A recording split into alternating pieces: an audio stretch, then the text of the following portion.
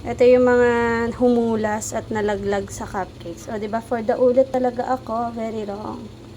Ito yung cupcakes, souvenir cupcakes with fondant toppers. Ang kaso nga lang, nagkaroon ako ng problem kasi humihiga yung mga toppers ko, as in nalalaglag talaga siya. Ayan. Ayun o, kita niya. So, we have no choice. Kasi nilagay ko siya sa top.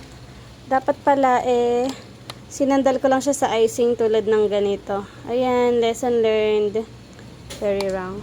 So, hello guys. Ayan. So, yun na nga. Yun nangyari sa cupcake toppers ko. Ang aga namin siyang natapos. As in, ang plan ko kasi talaga is 9 AM, i-deliver na namin siya. Kasi nga, may pupuntahan akong demo ng 1 PM. Yung mga cupcakes, alas 6 pa lang ng umaga, tapos na lahat yun. Tapos yung pinaka-cake, napagpatong-patong ko na siya the day before the event. So, sobrang kampante ko na nung oras na yun. Hanggang sa tinawag ako ng pinsan ko, nakita niya kasi na yumuyo ko at nababali yung mga fondant toppers. Naalala ko kasi na mas maganda yung may fondant toppers kapag ang cupcake box ay may handle. Kasi kung mapapansin natin, sobrang spacious nung top part nung ganung box. Kaya mas maganda kung may mag-fill in doon. Kaya ako siya inalok sa customer. So ayan siya, o diba ang ganda. Yung karamihan dyan ay nireplace ko ng seashells. Tapos hiniga ko na lang siya doon sa icing. At dahil wala naman tayong kotse, nag-book kami sa Lalamove ng L3. So nagulat si kuya bakit L300 ang sasakyan ng cake, dahil nga kumpara sa sedan, matagtag kasi talaga yung sa L300. Tapos yung time na tinanong ako ni kuya, ay hawak ko pa yung quarter cake na yan. Amazing. Nagalok nga si kuya na siya na yung magbubuhat, pero sabi ko, mas kampante ako kapag ako'y magbubuhat kasi alam ko kung paano mag-level ng cake. Pagdating nga namin dun sa venue, syempre dadalhin pa dun sa harapan yung cake. Sabi ko sa waiter, ako na lang magdadala nito. Kasi mas malaki pa ako dun sa waiter.